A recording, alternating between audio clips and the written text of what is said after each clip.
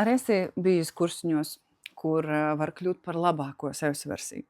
Redzi, man liekas, ka tas nestrādā. Un tas nestrādā. Un tāpēc man patīk tantra, kas nevis māca, nevis ved mūs kaut kur kļūt par citu versiju, bet atgriezties pie tā, kas mēs patiesībā esam.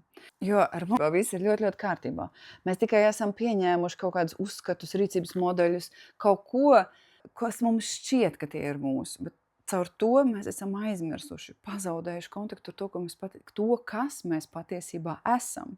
Un tantra ir ceļš, kurš mums iemāca atkal sajust, uzticēties, mīlēt, palikt klātesošam, dzīvot vairāk savā ķermenī, ne tikai savā galvā. Un tieši tāpēc tantra ir vairāk pieredze, nevis teorija. Un tas tantras prakse atgriež mūs pie tā, kas vienmēr ir bijis mūsu būtībā, kas vienmēr mēs esam bijuši. Un ja tu jūti, ka kad ir laiks atgriezties pie tā, kas tu esi, pie sava spēka, pie savas esības, pie sava pie savas jaudas, tiekamies meistarklasēs nākamā 19. jūlijā.